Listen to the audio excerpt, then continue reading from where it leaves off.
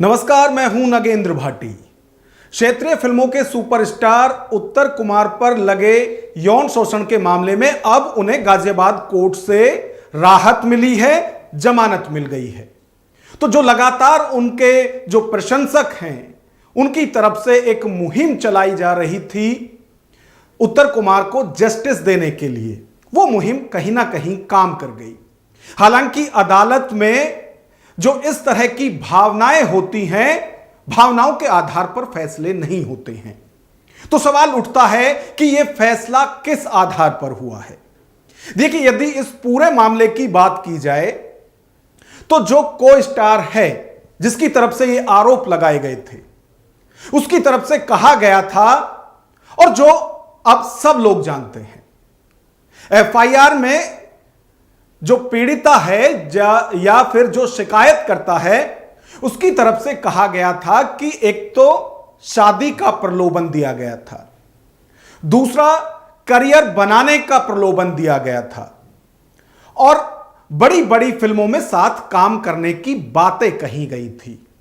और इन सब के साथ ही जो लालच है, देखिए, यदि हम एफआईआर की जो लैंग्वेज है, जो भाषा है, उसकी बात करें तो एफआईआर में यह पीड़िता की तरफ से अपनी शिकायत में कहा गया है कि उन्हें यौन संबंध बनाने के लिए, शारीरिक संबंध बनाने के लालच दिए गए। अब यह क्या है लालच जो है, इसको लेकर शुरू से ही सवाल उठ रहा था। जो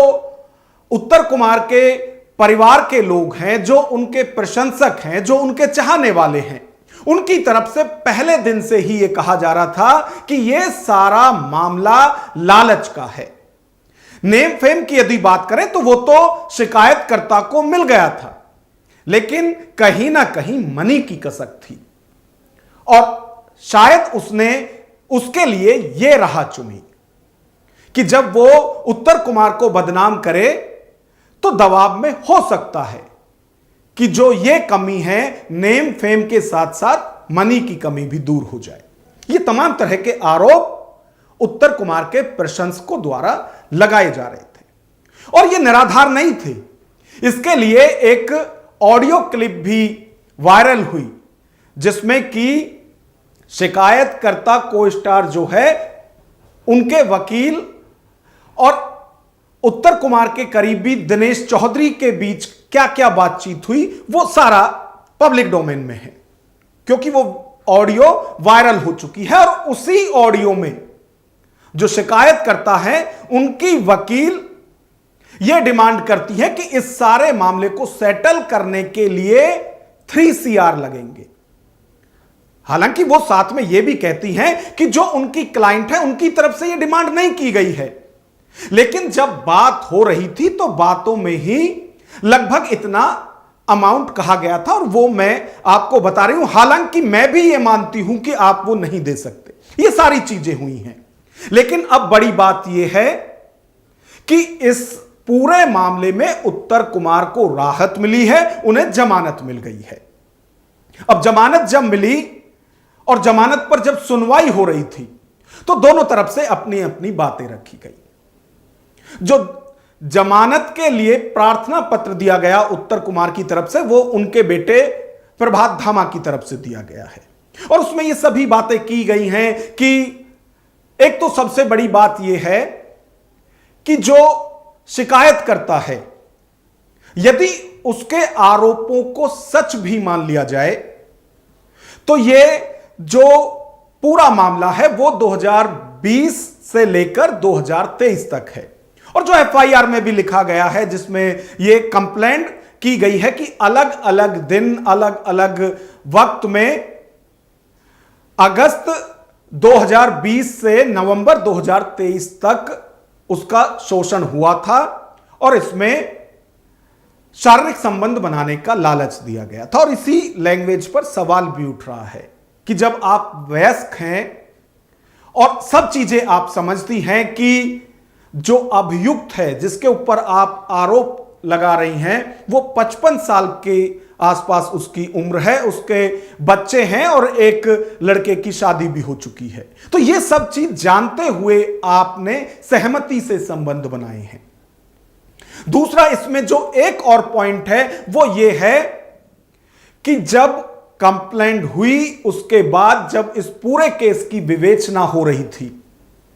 तो पीड़िता या शिकायतकर्ता का मेडिकल होना था, लेकिन उसने मेडिकल जांच के लिए भी मना कर दिया और वहीं से सवाल लगातार उठ रहे थे। और सिर्फ यही कुछ पॉइंट नहीं है, लगातार जिस तरह की बातें की जा रही थी और खासतौर से मीडिया में, सोशल मीडिया पर भी जो इंटरव्यू पीड़िता की तरफ से, शिकायतकर्ता की तरफ से दिए जा रहे थे, उसमें तमाम तरह की बातें की जा रही थी कि उन्हें लालच दिया गया था कि बंगला मिलेंगी, बड़ी फिल्में मिलेंगी और जब फिल्में हिट होंगी तो हम साथ में शादी भी कर लेंगे, और यह एफआईआर में भी लिखवाया गया है। तो कहीं ना कहीं लालच इस पूरे केस के बेस में है। और यह वकील की तरफ से भी,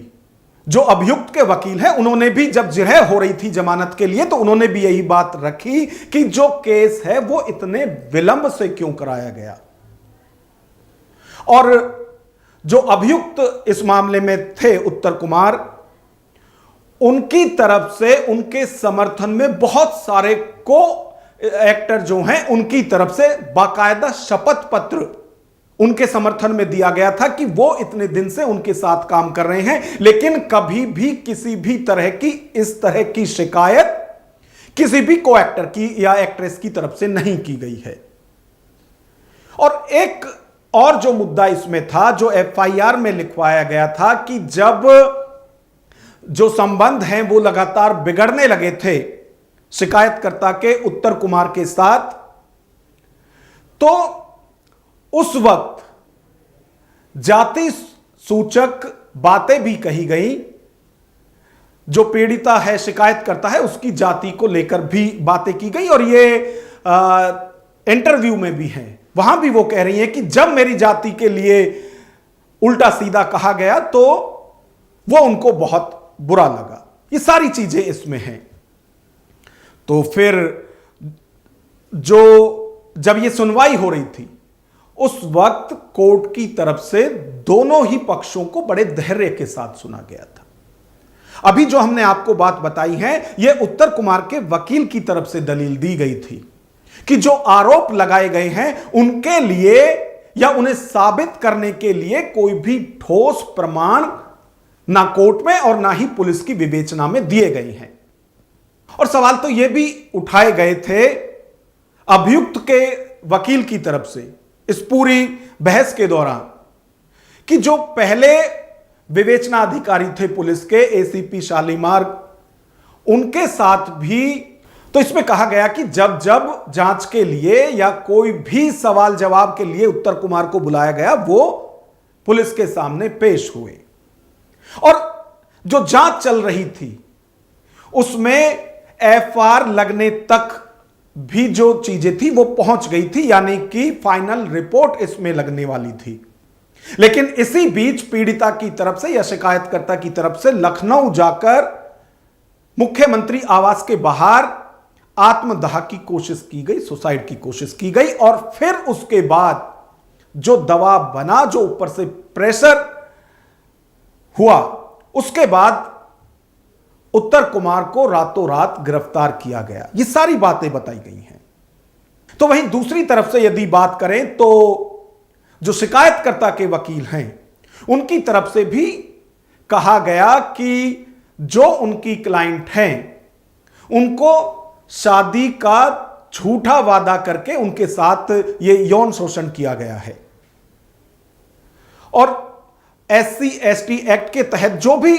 आरोप हैं उन पर भी उनकी तरफ से अपनी दलील दी गई। लेकिन जब फैसला आया, कोर्ट ने दोनों तरफ से बातें सुनी और कोर्ट ने पूरी जगह जो है उसके बाद अपना फैसला सुनाया। हालांकि जब दिन में सुनवाई हुई थी उस वक्त कोर्ट की तरफ से फैसला सुरक्षित रख लिया गया था, लेकिन शाम 7 बजे के आसपास फैसला सुनाया गया और उसमें कोर्ट की तरफ से साफ तौर से जो चीजें कही गई हैं, इसमें कहा गया कि प्रस्तुत मामले की परिस्थितियां सामान्य आपराधिक मामलों से भिन्न हैं, क्योंकि प्रस्तुत मामले में प्रथम सूचना रिपोर्ट यानी एफआईआर होने के बाद पुलिस विवेचक द्वारा विस्तृत दस्तावेज, इलेक्ट्रॉनिक मौका मुआयना व अन्य साक्ष्य संकलन के उपरांत सहायक पुलिस आयुक्त रैंक के अधिकारी द्वारा मामले को झूठा पाते हुए अंतिम आख्या प्रेषित की गई, यानी एफआईआर फाइनल यानी एफआर फाइनल रिपोर्ट इसमें पेश की गई थी। तत्पश्चात जो वादनी है या शिकायत करता है, पीड़िता है, वो मुख्यमंत्री उत्तर प्रदेश लखनऊ के आवास पर आत्मदाह का प्रयास करती है, जिसको स्थानीय सुरक्षा कर्मियों द्वारा रोका गया। यह घटना मीडिया में प्रचलित भी हुई। प्रस्तुत मामले में सहायक पुलिस आयुक्त द्वारा मामले को झूठा पाते हुए भेजी गई अंतिम आख्या को रोकते हुए अभियुक्त की विवेचना नए विवेचक को 10 दिवस में निस्तारण करने के आदेश के साथ सौंपी गई। और केस डायरी के अवलोकन से स्पष्ट है कि नए विवेचक द्वारा पीड़िता से यह प्रार्थना पत्र लेते हुए कि मैं अपने बयान एसीपी शालीमार गार्डन को दे चुकी हूं, अब मेरी जांच आप कर रहे हैं, इसलिए जो मैं अपने बयान में नहीं कह पाई थी वह अब लिखकर दे रही हूं के साथ पेन ड्राइव में, जिसमें कि कुछ अन्य व्यक्तियों की अभियुक्त के चरित्र के संबंध में आपसी बातचीत मात्र को सीडी में शामिल करते हुए अभियुक्त को तुरंत गिरफ्तार कर लिया गया। इस प्रकार अभियुक्त जो पूर्व से पूरी विवेचना में सहयोग कर रहा था और सहायक पुलिस आयुक्त रैंक के अधिकारी द्वारा मामले को झूठा पाते हुए अंतिम आख्या प्रेषित की गई थी, नए विवेचक द्वारा 10 दिन के भीतर विवेचना समाप्त करने के आदेश के अधीन की जा रही विवेचना में तत्काल गिरफ्तार कर लिया गया। प्रथम सूचना रिपोर्ट के अनुसार अगस्त 2020 से नवंबर 2023 तक अभियुक्त द्वारा वादनी को शोषण के लिए जाने वाली शारीरिक संबंध बनाए जाने का कथन है, जबकि वादनी द्वारा उक्त घटना की प्रथम सूचना रिपोर्ट 18 जुलाई 2025 को लगभग 2 वर्ष के विलंब से दर्ज कराई गई। वादनी एक वयस्क पेशेवर रूप से सक्रिय और अनुभवी महिला है, जिसने फिल्म और मनोरंजन उद्योग में काफी समय बिताया है। अभियुक्त को 55 वर्ष का व्यक्ति होना तथा 2 बच्चों के पिता होने का कथन। पुलिस प्रपत्रों के अनुसार पीड़िता अविवाहिता है, परंतु पीड़िता ने जिला महिला अस्पताल में चिकित्सीय परीक्षण के दौरान स्वयं लिखित रूप में अपनी डॉक्टरी मुआयना एवं अंदरूनी जांच मेडिकल परीक्षण कराने से साफ इनकार किया। वादनी को वर्ष 2016 में मात्र 12वीं की परीक्षा उत्तीर्ण करने का कथन है, किंतु उसके द्वारा पुलिस में लिखाई गई 3 पेज वाली एफआईआर में अंत में अभियुक्त के विरुद्ध बीएनएस में किन धाराओं में मुकदमा दर्ज किए जाने का विस्तृत उल्लेख किया गया है, जो इस बात को दर्शाता है कि प्रथम सूचना रिपोर्ट पूर्ण विधिक मस्तिष्क की सहायता से लिखाई गई है। अभियुक्त द्वारा पीड़िता के साथ अंतरंग संबंधों को दर्शाती कोई भी चैट पुलिस केस डायरी में मौजूद नहीं है। अभियुक्त जिला कारागार में निरुद्ध है, परंतु पुलिस विवेचक द्वारा अभियुक्त से किसी भी प्रकार की बरामदगी या वैज्ञानिक साक्ष्य संकलन करने की याचना नहीं की गई है। अभियुक्त का पूर्व का कोई आपराधिक इतिहास नहीं है।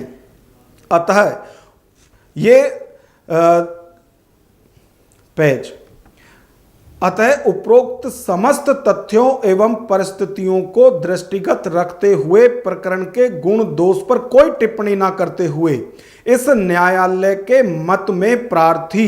अभियुक्त को जमानत पर रिहा किए जाने का पर्याप्त आधार है। तदनुसार प्रार्थी अभियुक्त का जमानत प्रार्थना स्वीकार किए जाने योग्य है। यह कहते हुए उत्तर कुमार को जमानत मिल गई है और 2 लाख रुपए का निजी मुचलका या बेल बॉन्ड कहें वो इसमें भराया गया है। तो बड़ी बात यह है कि इस पूरे मामले में जिस तरह से लगातार उत्तर कुमार सवालों के घेरे में थे,